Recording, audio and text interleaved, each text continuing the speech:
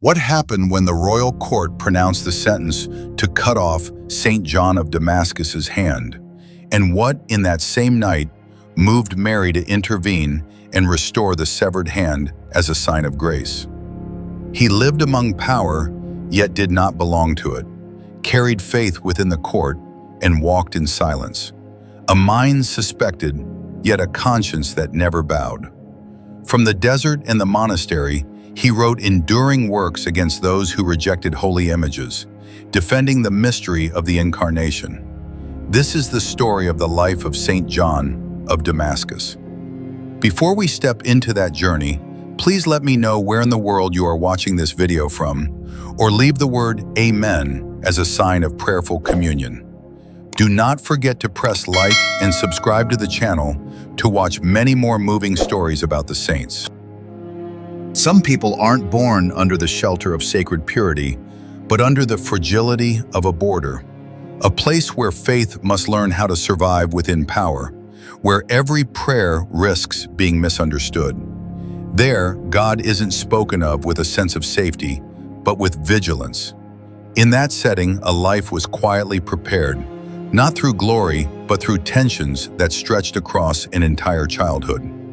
In 676, Saint John of Damascus, then named John Mansour, was born in Damascus, an ancient and complex city where religious rhythms intertwined each morning.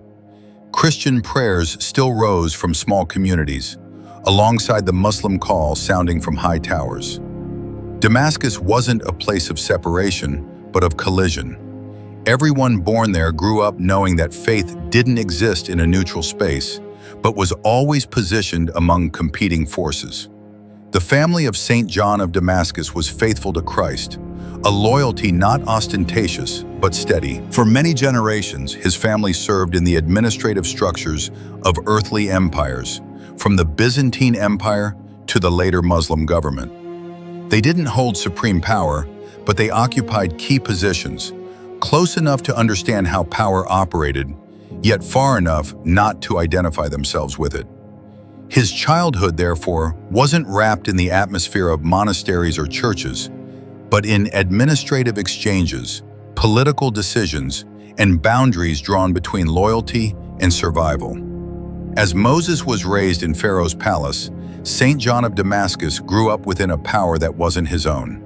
He learned early how to read the signs of the times, how to distinguish what could be spoken from what had to be kept within. The faith handed down in his family wasn't a theoretical system, but a discreet, steadfast way of life that knew how to wait for its moment. Within that discretion, a deep interior life slowly took shape, one accustomed to standing between two worlds without belonging completely to either. Knowledge opened before him like a vast treasure. He was exposed to Greek philosophy, reflections on being, truth, and the order of the universe. He was immersed in Christian theology, where the mystery of God is contemplated through the light of the Word. Scripture was given to him as a map of salvation history, where God enters time and leads humanity through twists that seem hopeless. This knowledge was rich, but not peaceful. It constantly raised questions about truth, identity, and the boundary between power and conscience. In a city where power determined the safety of speech, knowledge became a heavy responsibility. Every new understanding brought a new risk. Saint John of Damascus soon saw that truth wasn't always welcome, and knowledge could become a burden if not rooted in wisdom. From early on, he learned to let his thoughts take root in faith instead of drifting with temporary calculations. When he reached adulthood, Saint John of Damascus entered public service, continuing his family's tradition. He carried faith in his heart and responsibility on his shoulders, standing amid decisions that affected many lives. Administrative work required accuracy, but it also required navigating among different forces.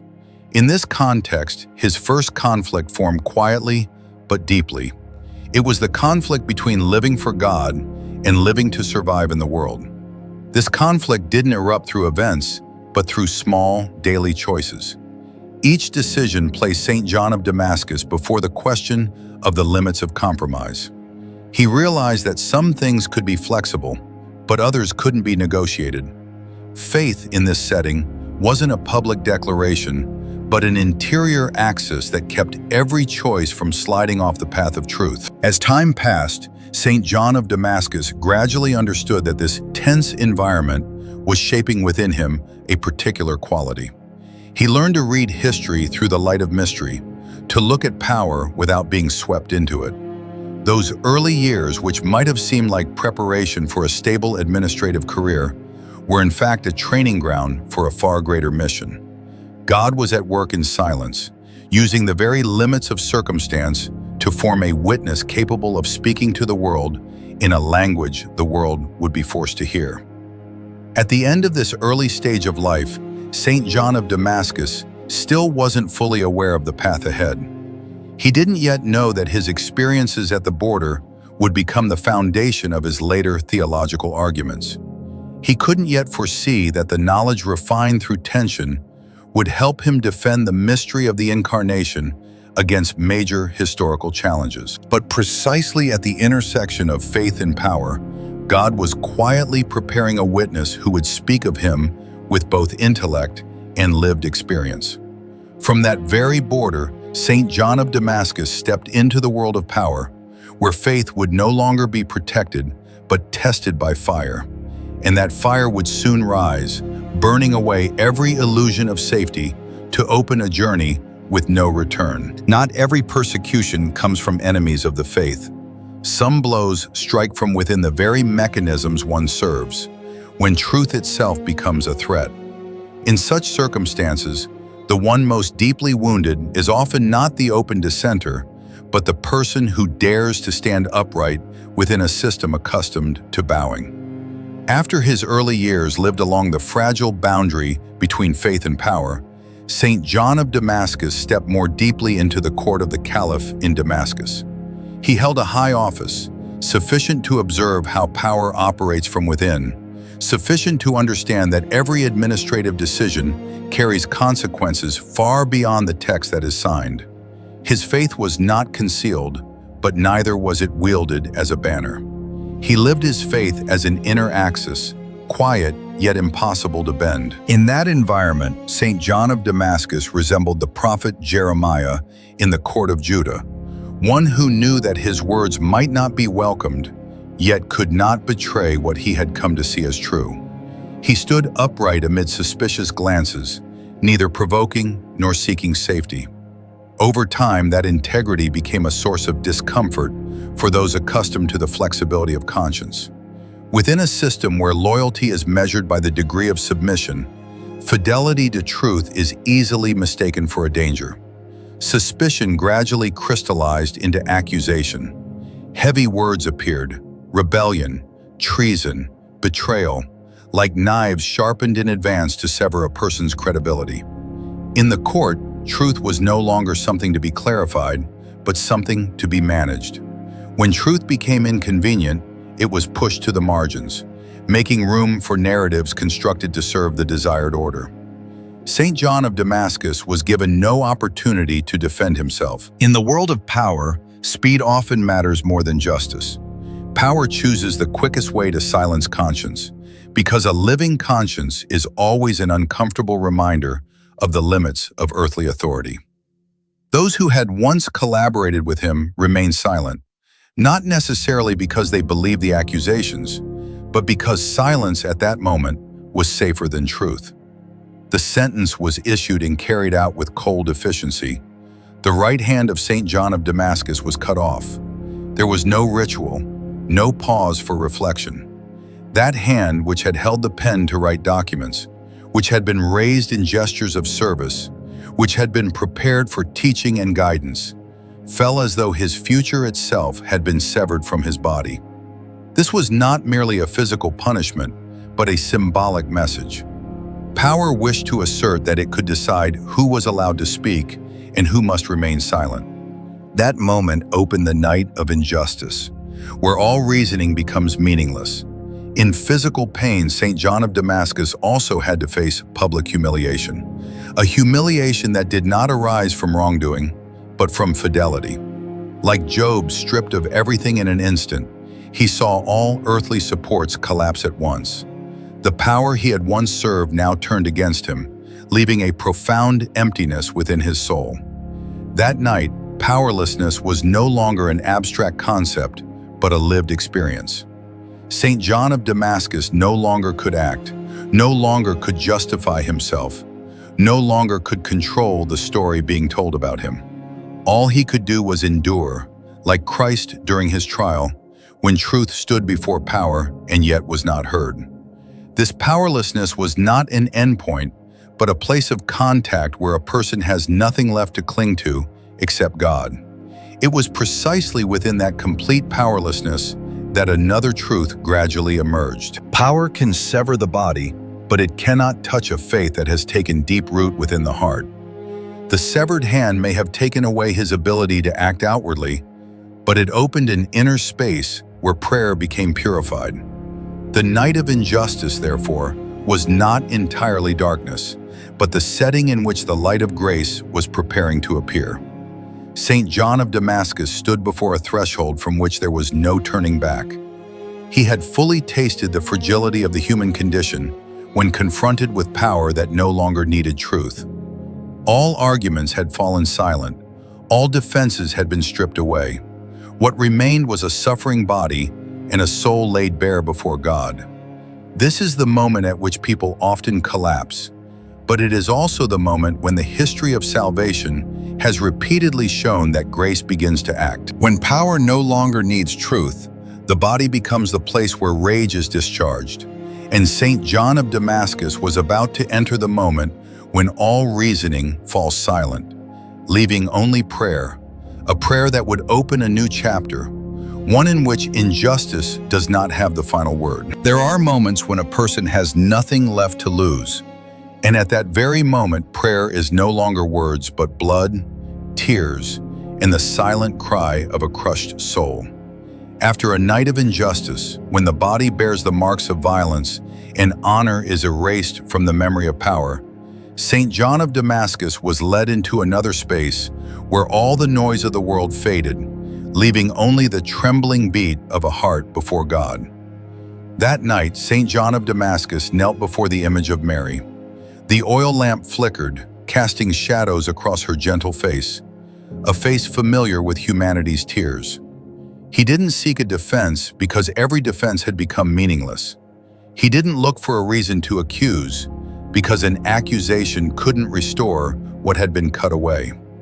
Before the mother, Saint John of Damascus had nothing left but the bare condition of a wounded child, like the blind man beside the road who cried out in the crowd for a merciful glance. His prayer wasn't recorded in writing, but in hurried breaths, in tears falling on the cold stone floor. In that silence, the memory of the mystery of the Incarnation suddenly came alive. God had once stooped down to the human condition, had taken on flesh, had touched wounds. Before the image of Mary, Saint John of Damascus placed all his trust in that nearness, a nearness that crossed every distance between heaven and earth. And the miracle happened. There was no thunder, no blinding light, only a quiet movement of grace. The severed hand was reattached and made completely whole. The body was restored in silence, as if that silence itself was the most fitting language to express God's power. The wound closed, leaving no sign of force, but offering a gentle confirmation that God still acts even when the world has shut every door. This miracle went far beyond physical healing. The faith of Saint John of Damascus was confirmed, not through reasoning, but through lived experience. Like the paralytic who stood up after being forgiven, he realized that the restoration of the body was tied to the restoration of his mission. The hand was returned not to grasp lost power, but to hold a pen, to write, to bear witness to the truth he had lived and suffered for. In this new light, Saint John of Damascus understood that the miracle wasn't a reward for endurance, but a sign of a calling. Grace came to open another path, not to return him to his old position in the court, but to lead him farther and deeper into the heart of the mystery he was called to defend. The miracle severed the last strand, binding him to the illusion of safety in earthly power. To respond to this grace, Saint John of Damascus offered a silver hand, attaching it to the image of Mary as an act of thanksgiving. That silver hand wasn't meant for display, but served as a memory engraved in material form. In the Eastern tradition, from this act emerged the icon of the three-handed Mother of God, an image both strange and profound, in which Mary's two hands and the offered hand of the healed one appear together. It is a quiet declaration that grace touched the body, and that the body is called to become a witness. That icon preserves not the memory of violence, but the memory of trust. Each time the faithful look upon the three-handed Mother of God, they're reminded that God isn't distant from the material world, and that He can use matter itself to convey grace. For Saint John of Damascus, this was a lesson etched into his life, a lesson that would become the foundation of his later theological arguments when defending the veneration of holy images. After the miracle, the path before Saint John of Damascus became clearer. Grace freed him from the temptation to return to what was familiar. Power, which once promised stability, now appeared as a space that had closed. The healed hand didn't pull him back to the past, but pushed him beyond it. Like Abraham was called to leave his homeland for the land God would show him. In the depths of this event, Saint John of Damascus recognized an important truth. God doesn't erase painful history, but transforms it into the place where the mission begins. The healed wound wasn't forgotten, but became a point of support from which to speak of mercy. The miracle of the hand, therefore, didn't close his story, but opened a new chapter where every choice would be lit by the experience of having touched the border between life and death. Grace didn't keep Saint John of Damascus in power, but led him out of it. The restored hand was given as a pledge for the mission ahead, a mission that would require a deeper renunciation, a departure with no return. The world that had severed his hand was no longer where he belonged. Before him lay the desert, the silence, and a new life waiting to unfold. The miracle didn't keep Saint John of Damascus attached to the healed hand, but pushed him out of the world that had once cut it off, so that his life would become a living witness that grace is always greater than injustice, and that trust always opens paths that power cannot close. After the miracle, there are two paths: to remain and be honored, or to depart and be purified. Saint John of Damascus chose the path without applause, marked only by dust and silence. The light of grace that had just flared up in the night did not draw him back to the center of power, but pushed him to the margins, where a person learns to stand naked before God. There, former titles gradually lose their weight, and only the truth of a calling remains. Around the year 700, Saint John of Damascus made an irreversible decision. He resigned, closing a chapter of life tied to administration and influence. The power that had once promised stability now felt foreign, like a garment grown too tight for a body touched by grace. He distributed his possessions, returned what he had once held to those more in need, and freed his servant as a gesture that liberated both sides. In that decision, there echoes the rhythm of Abraham leaving Ur, abandoning familiar security to step into what had not yet been named. The desert begins at the threshold of renunciation. That departure did not unfold with solemn ceremony. Saint John of Damascus chose to make a pilgrimage to the Holy Land, a journey long and exhausting. His body carried the memory of a wound just healed. His soul carried the memory of injustice endured. Each step along the dusty road became a wordless prayer, where breathing took the place of speech. When weariness set in, he learned surrender. When the sun burned down, he learned patience. The road promised no consolation, but quietly purified the deeper motives that remained. Along that journey, Saint John of Damascus gradually realized that the desert is not only geographical. The desert is also an interior state, where every familiar support is stripped away. There, the memory of the miracle of the hand was no longer a summit to cling to, but an invitation to go further.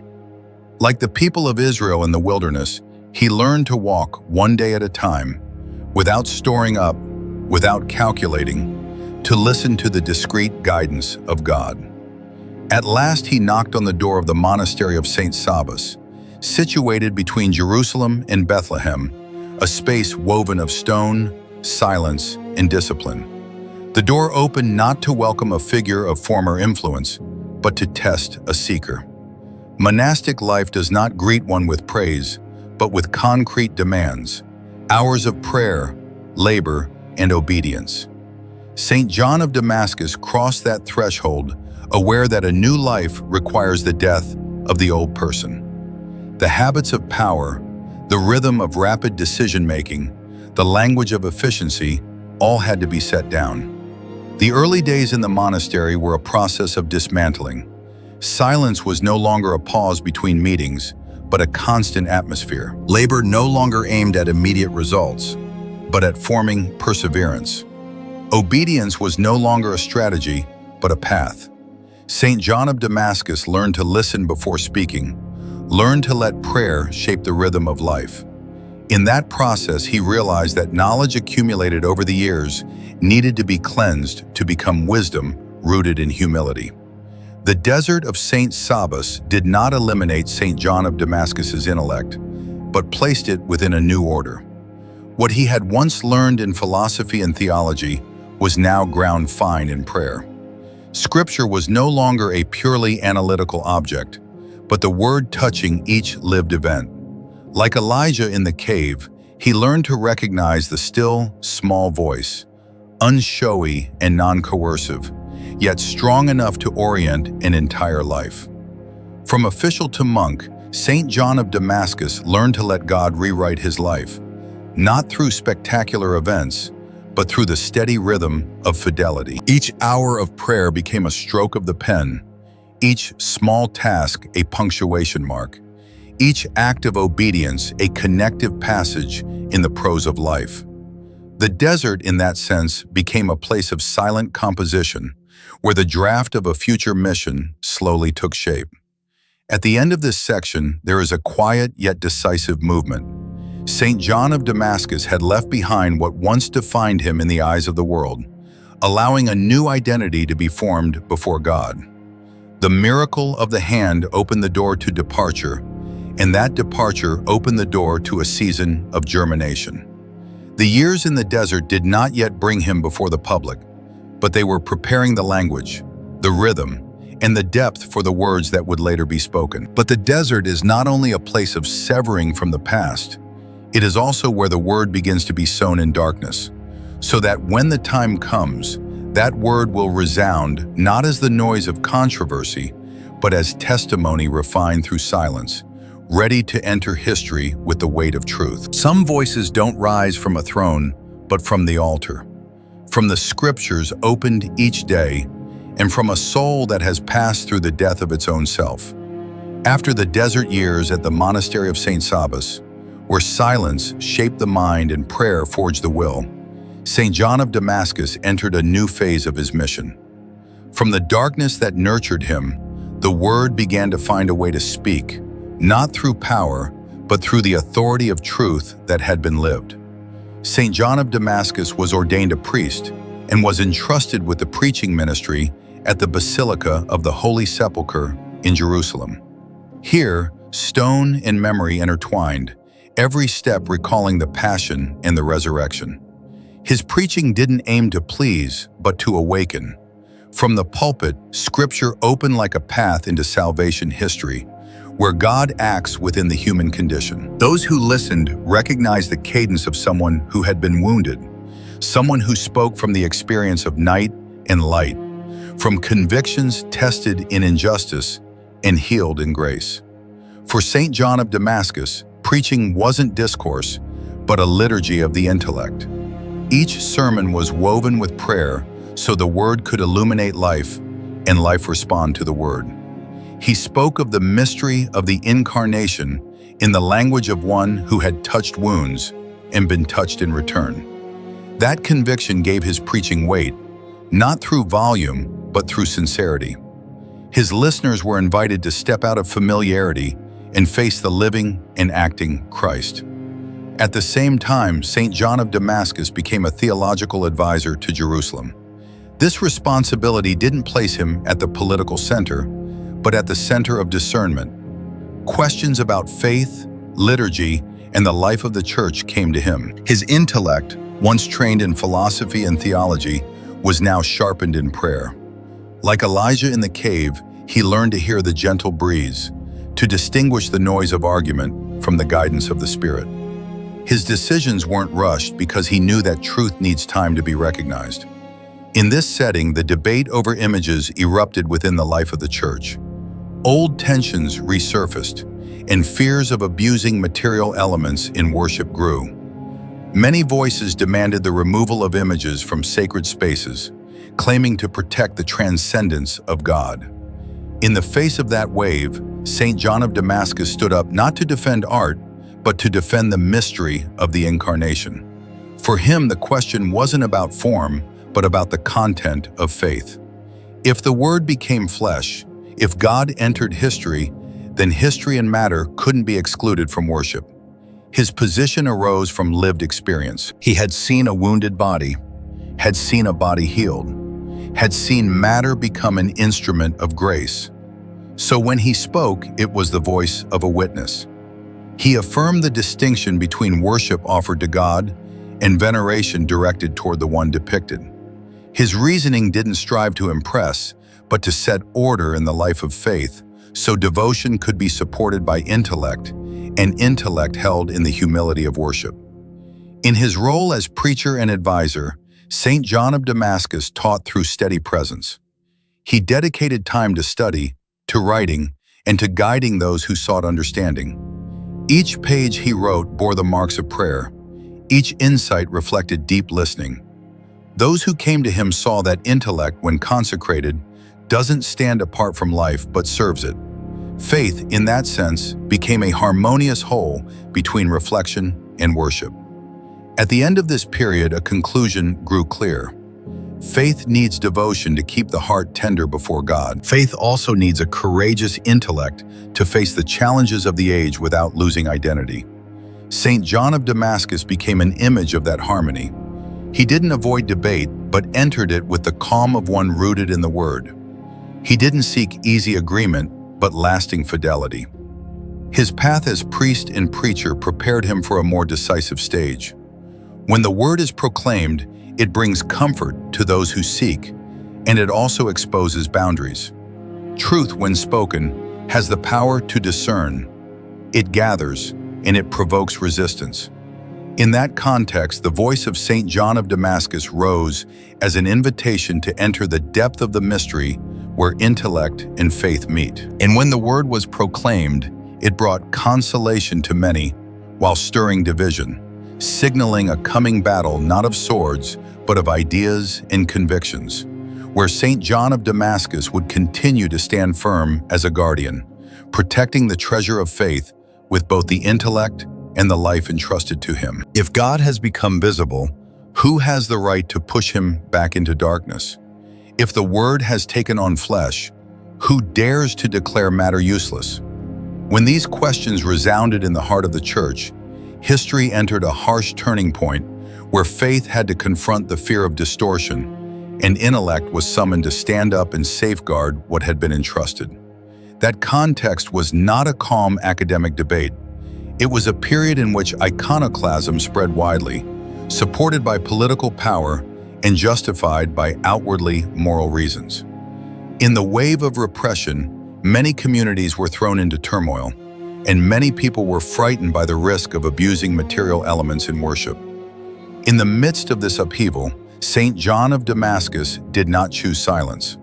He wrote 3 treatises against those who rejected holy images, not to defend custom or taste, but to protect the very center of the Christian faith, the mystery of the Incarnation. The position of Saint John of Damascus carries a historical paradox. He lived outside Byzantine power, in a space not under the direct control of the emperor, and therefore could not be arrested. But that paradox did not make him safe in any superficial sense. On the contrary, it placed him before a greater responsibility. If his body was shielded from the sword, then his words had to bear the pressure of isolation and misunderstanding. He accepted that risk because he understood that there are moments when the church needs a voice freed from fear, to say what must be said.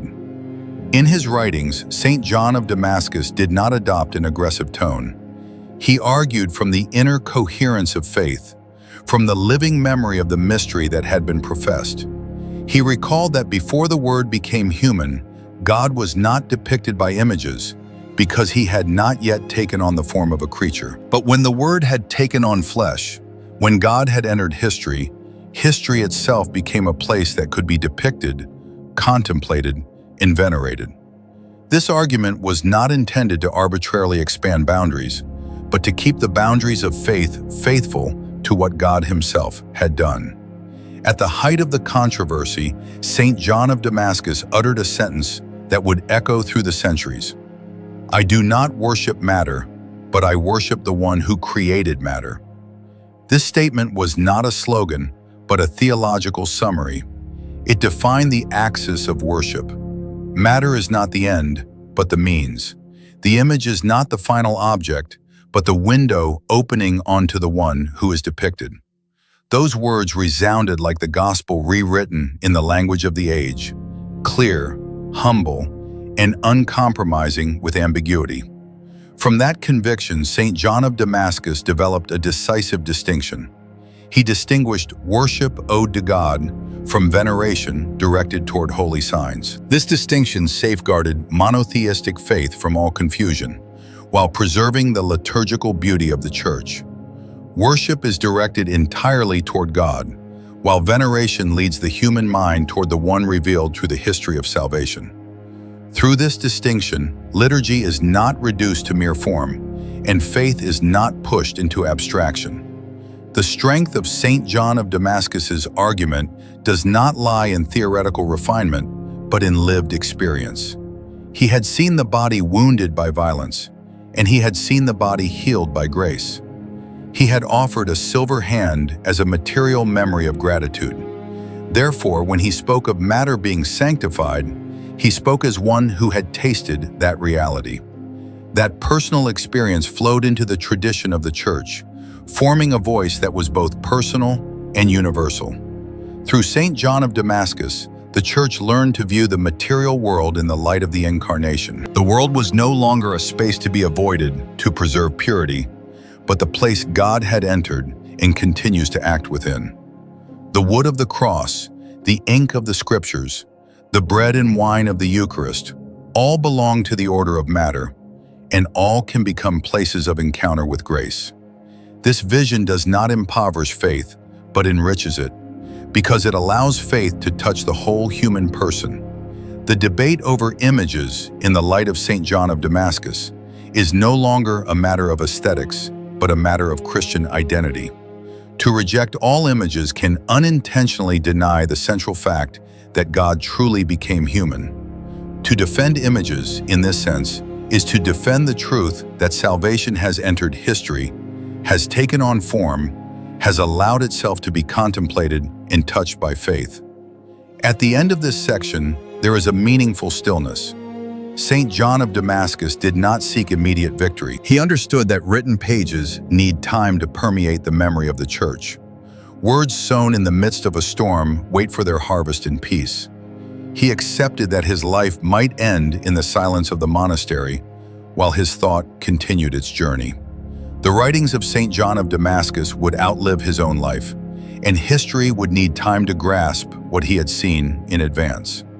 When the Church looks back, it will recognize that in the upheaval of iconoclasm, a courageous intellect stood up to ensure that the light of the Incarnation would continue to illuminate the world, not as a distant memory, but as a living reality that continues to transform the human person from within. Some people leave the world without making a sound, yet time is compelled to speak on their behalf. When every debate has faded and the storms of history have passed, what remains isn't the echo of power, but the depth of fidelity. At the end of that journey, Saint John of Damascus stepped out of the world's gaze most quietly to enter the Church's memory in the most enduring way. In 749, Saint John of Damascus died in the silence of the monastery. There were no splendid ceremonies, no retinue, no earthly titles proclaimed. A life that had passed through power, injustice, miracle, desert, and debate now came to a close within the steady rhythm of prayer. On the simple stone table, his writings lay beside the prayers, two parallel testimonies of a life fully offered. His death wasn't the end of a career, but the completion of a fidelity kept to the very end. In that moment, perhaps no one imagined that the voice of Saint John of Damascus would continue to resonate. But the history of the Church often moves to a rhythm different from the rhythm of power. What is written in silence finds its voice when time becomes ripe. His works, conceived in prayer and argument, began to enter the common life of the Church, not through imposition, but through the inner persuasion of truth. Over decades, and then centuries, the thought of Saint John of Damascus became the foundation for a decisive turning point. In 787, the Second Council of Nicaea was convened as the Church sought clear and final discernment on the veneration of images. The arguments once written in the solitude of the monastery were now brought before the whole Church. There, it wasn't the name of an individual that was honored, but the light of the mystery of the Incarnation that was defended. The Council affirmed that the veneration of images is directed toward the one depicted, and that such veneration doesn't replace the worship owed to God. In that decision, one can clearly see the imprint of Saint John of Damascus, the imprint of a mind bold enough to link matter with grace, history with salvation. What had once stirred controversy now became a point of support, helping the Church move forward without losing its identity. From then on, his legacy no longer belonged to one era, but became the shared treasure of the memory of faith. Time continued to pass, and the name of Saint John of Damascus at times faded from everyday life. But the Church's history has a long memory. When she looked back, she recognized that some minds had prepared the path long before. In 1890, Pope Leo XIII declared Saint John of Damascus a doctor of the Church and called him by a meaningful title, the Thomas Aquinas of the East. That title wasn't meant for comparison, but to acknowledge a role, one who systematized and defended Eastern faith with rare depth and order. That glory came late, more than a millennium after his death, but its lateness carried a special meaning. It showed that the value of a life isn't measured by how quickly it's recognized, but by its ability to endure the tests of time. Saint John of Damascus didn't write to earn praise, didn't argue to win, didn't withdraw to escape. He lived, wrote, and prayed to be faithful to what had been entrusted to him. Late glory didn't change the meaning of his life, but clarified it. Looking back at the entire journey, from Damascus to the monastery of St. Sabas, from the royal court to the desert, from the miracle of the hand to the writings against iconoclasm, one sees a single thread. It is the perseverance of a witness. A silent death didn't erase that voice, but made it purer. When all the noise of history quiets, what remains is a voice refined through prayer, a voice steady enough to support the Church through decisive turns. A hidden life became a light for the whole Church. That light wasn't dazzling, but steady. It illuminated how the Church understands matter, liturgy, and the relationship between intellect and faith. It reminded her that defending the mystery of the Incarnation isn't about preserving a formula, but about safeguarding faith's ability to touch the whole person. Through Saint John of Damascus, the Church learned how to stand within the world without fearing history, because she knew that God had entered history. At the end of this section, the story begins to shift in tone. When history closes the final page of a life, the Church opens another space, no longer the narration of events, but the space of prayer. The name of Saint John of Damascus is proclaimed in the liturgy not as a figure of the past, but as one present in the communion of saints. What he lived and wrote now becomes intercession, strengthening those who continue to walk among the new borders of the age. When history closes its final page, the Church opens another space, no longer a story but a prayer, where the legacy of Saint John of Damascus continues to live, not through debate, but through a quiet, enduring presence, guiding faith from generation to generation. Some lives do not invite us to admire, but invite us to kneel. As the contemplative journey through the life of Saint John of Damascus comes to its close, our hearts do not remain with memory or knowledge, but are led into the silence of prayer, where a life touched by grace becomes an intercession for the Church today. Before the face of the living God, we lay down all the noise of our thoughts to listen to the gentle voice of faith growing within us.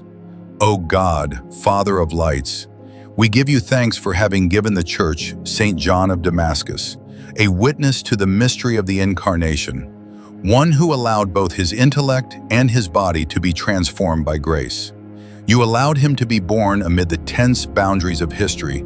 You allowed him to taste injustice. You healed him by mercy, and you led him into the desert of silence so that the word might be sown. Through all these stages, we recognize the hand of your providence, quietly writing a story of salvation, in which the human person is invited to cooperate through fidelity. Lord, we give you thanks because in Saint John of Damascus, you showed that intellect is not opposed to faith and that the body is not foreign to grace. You used precisely what is most fragile to reveal your power. Grant that we may learn from him the attitude of listening, that we may allow your word to penetrate our thinking, so that every choice may be illuminated by the truth that has been loved. Through the intercession of Saint John of Damascus, grant that we may stand firm amid injustice, when truth is silenced and conscience is tested. Grant that we may learn to trust when we are stripped of what we rely on, when familiar things are taken away and the road ahead becomes obscure. Grant that we may know how to run to Mary, as he did, when every exit seems closed, to find in her a space of hope and abandonment. Lord, in a world marked by division, grant that we may learn from Saint John of Damascus the courage of an intellect rooted in humility. Grant that we may know how to defend truth without falling into rigidity, how to engage in dialogue without losing identity, how to discern without fearing history. Grant that we may understand that faith needs to be reflected upon, and that reflection needs to be nourished by prayer, so that the Church may always walk in the light of the Spirit. Grant that the Church today may know how to view the material world in the light of the Incarnation, as Saint John of Damascus did. Grant that we may recognize that you are still acting in history, in the human body, in the small signs of daily life. Grant that the Church's liturgy may always reflect the beauty of faith, where images, words, and gestures are all directed toward the one who became human out of love for us. Saint John of Damascus, who walked from power to the desert, from injustice to grace, from silence to words that strengthen the Church, pray for us. Teach us to love truth more than security, to choose silence when listening is needed, and to speak out when conscience demands it. Grant that our lives, though small and hidden, may also become a faithful witness amid the boundaries of our age. Grant that we may remember that the path to holiness is not an escape from the world, but a journey within the world with a heart that has been renewed. Grant that we may know how to use what you have given us, intellect, body, time, and relationships, to serve faith and build unity. Grant that we may always remember that grace does not erase history, but transforms history from within. Saint John of Damascus, in the communion of saints, continue to uphold the Church through your intercession. Grant that when we face difficult questions, we may return to the central mystery of faith, where God has chosen to remain with humanity, and grant that our lives, like yours, may become a living confession that the Word became flesh and dwelt among us. I offer my blessing to all brothers and sisters who have liked this video. When Sinchua, through the intercession of the saints, grant you peace, health, and an abundance of blessings in your lives. Return to the tabernacle, return to the light of the Eucharistic body of Christ, return to the moment of silent companionship with the one who awaits us in the sacrament of love. And if, in what I have shared today, you find only one or two sentences that touch your heart and help you draw closer to God, then I am already fulfilled.